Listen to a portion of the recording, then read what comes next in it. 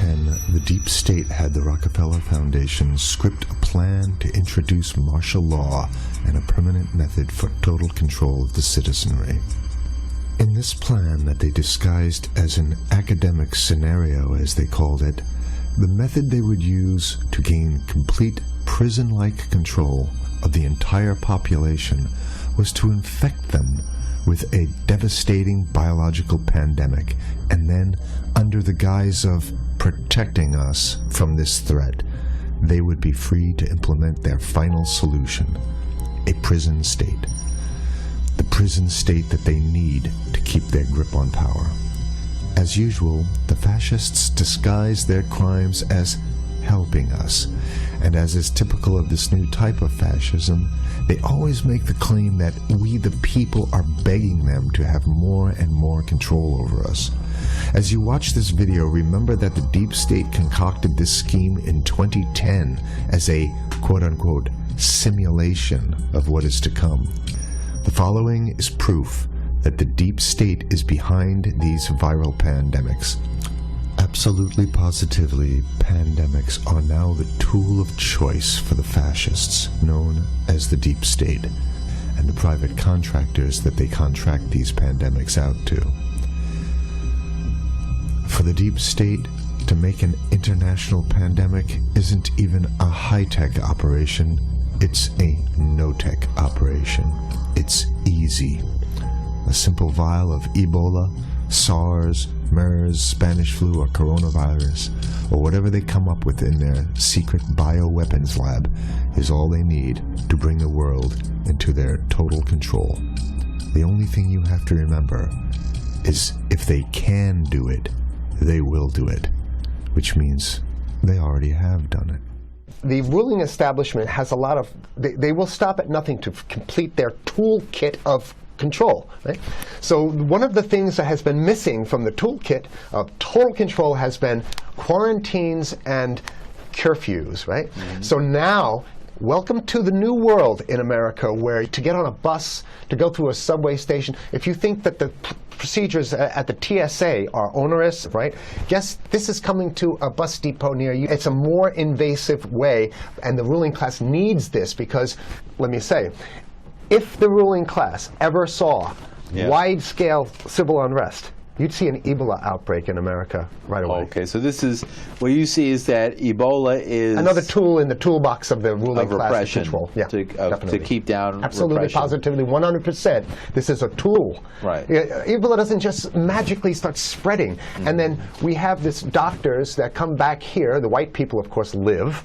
Mm-hmm. The two whites who got it survived. All the black people that get it die. Right? It's very possible that these one of these NGOs over there is going around with a veil of Ebola or spreading it from a small plane onto villages. The point is to get hundreds of thousands of people infected with it and create the next phase of control. Now, one of the things I'd like to show to back up my my claims here. Here's a document from the Rockefeller Foundation.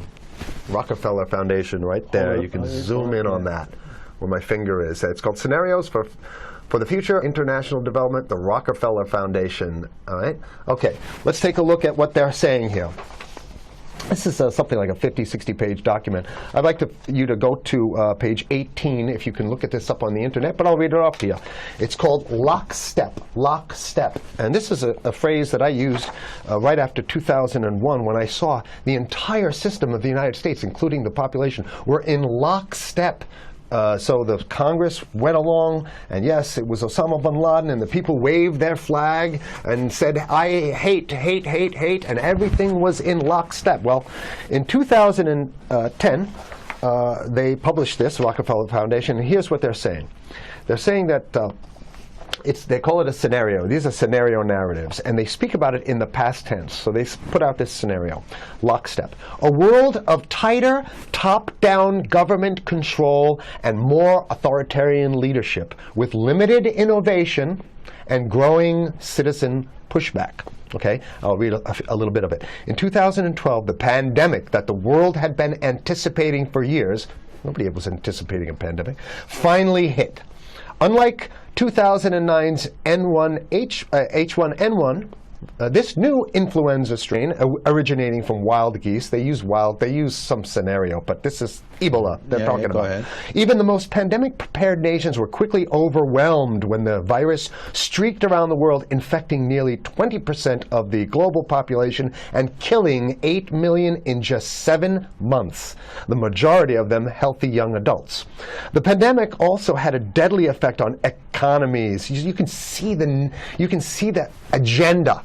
Just naked, raw, naked control agenda written down, and it's anybody's guess how this becomes effectuated in real life. So whether this is written specifically as marching orders or whether people take it upon themselves in the intelligence networks to say, okay, well, this has been produced, so this is the plan here. But these narratives have to be written in advance because the intelligence agencies don't know how to do these narratives. They need help. So these think tanks, they come up with these like Rand Corporation, Rockefeller Foundation. These are think tanks of death. They're not the think tanks, they're not there to find great ways to help people. Right?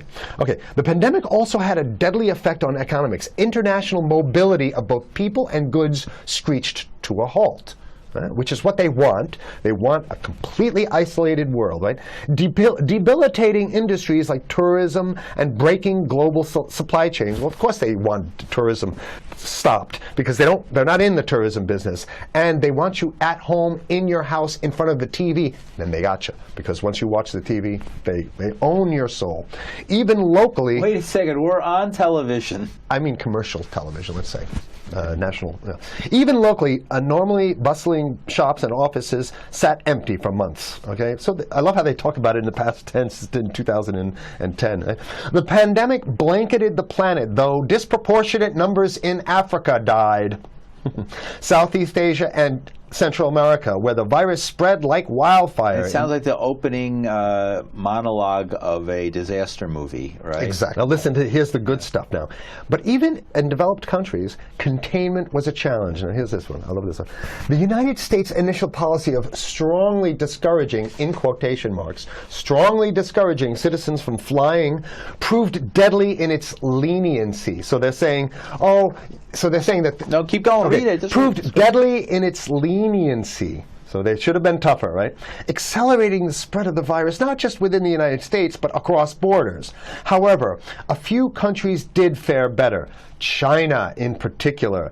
The Chinese government's quick imposition and enforcement of mandatory quarantine for all citizens, as well as its instant and near hermetic sealing off of all borders, saved millions of lives, stopping the spread of virus far earlier than in other countries. So the message is here is we have to look towards the Chinese, the oppressive totalitarian. Chinese regime as an example of what we need to be doing here. And of course, the ruling class here loves the Chinese regime because they have demonstrated to the ruling class the most efficient form of capitalism, which is authoritarian capitalism. So we have capitalism, but unfortunately we have this veil. I get it. We have this veil of democracy. This is very interesting. This is continue on. Okay. China's government was not the only one that took extreme measures to protect its citizens from risk and exposure. During the pandemic, national leaders around the world flexed their muscles, flexed their authority, and imposed airtight rules and restrictions. You can see the agenda. Go. Okay. From the mandatory wearing of face masks to body temperature checks at the entries to communal spaces like that's what's happening right now. But soon it's going to be like body. It'll be at the subway. Yeah, is that what you're saying? We'll be going through this in the subway to get on buses and the subway, absolutely, things positively. like that. And what this means though is don't think about having a cigarette, a joint on you, or basically you can't. This is a dragnet for everything. So if in order for you in other words, just like with stop and frisk, this is ultimate stop and frisk. This is the ultimate cavity stop and frisk, cavity search kind of thing. All right, so during the pandemic, national leaders around the world flex their authority. Now there's some good stuff. Listen to this. And even supermarkets, they want body checks at supermarkets. Okay, so basically what they're saying is they're building a system where every move you make, you got to go through them. You can't get food. Well, how about if you go to the farmer's market? Right. Here's the good stuff now. I mean, it just keeps getting better. Even after the pandemic faded, this more authoritarian control and oversight of citizens and their activities stuck and even intensified. That's the whole point. So they're going to get rid of... Did that happen already with 9/11? Of course. 9/11 was how many, 14 years ago, and we still have all these draconian so rules. they're going to put the body cavity USA searches Patriot in. and all That's that right. stuff. So in order to get to a supermarket, you got to have a body cavity search, and then when there's no more Ebola, well, you know what? We kind of like this way because we have a complete infrastructure of a control grid. In order to protect themselves from the spread of increasingly global problems, from pandemics and national terrorism to environmental crisis and rising poverty, leaders around the world took a firmer grip on power. Well, what the hell would rising poverty have anything to do with imposing strict citizen controls with face masks? Right? So they're very sloppy stuff here. At first, the notion of a more controlled world gained wide acceptance and approval. I'm sorry. Nobody likes this stuff. They're just saying it.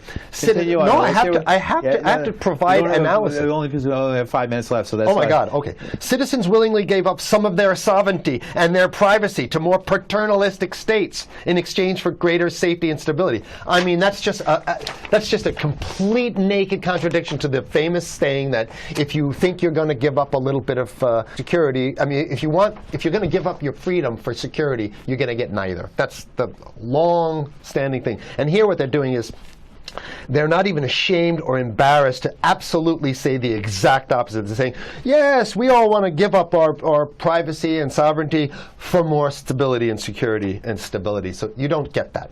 When you give it up like that, you get the shaft. Can you show us the cover again of what you were just reading? One more time, and then I have two more documents. Right, this is what we were reading here, and just zoom in a little bit so folks can see it. He'll zoom in. Don't worry, you can relax. All right. And scenarios for the future of technology and international development. Okay. Now I have two more documents. Keep it zoomed. We have the National Security Memorandum of December 10th, 1974. This is Henry Kissinger's brainchild. The National Security Memorandum number 200. You can look that up on your internet. I'll summarize it. He says that there's too many people, we got to get rid of the population. So to answer your question. Oh, from earlier. Yeah, he says, he used the word depopulation, which is different. Depopulation means killing people that already exist, and it's to get the minerals, because we need the minerals. And here's another one. The CDC has a patent on Ebola. They patented it. Yeah? Right. So basically, if you want to get a cure for your Ebola, it says it right up here, right? It says human Ebola virus species and compositions and methods thereof, and it's a patent. It's a patent. They patented the main strain plus something like 17 other strains of it. So they own it now, and I don't know how exactly you can own that, but apparently they've done the same thing. Yeah, I didn't think you could own a natural. Yeah, you can. I guess the main thing to finish off this show is this: they want to get more control, more and it's going to be curfews and quarantines. So what I'm saying is that unless the American people start to get some new way to revolt, a new way to organize, new way to protest, unless we can break through the apathy, because that's what we have here, then it's going to be a slave state here. The ruling class doesn't seem to have too much resistance. They're getting everything on their Christmas shopping list, and they've been wanting quarantines and curfews for a long time. Now they got it. And if you want to live in a world where you're tricked into all this stuff because it's for your safety, right?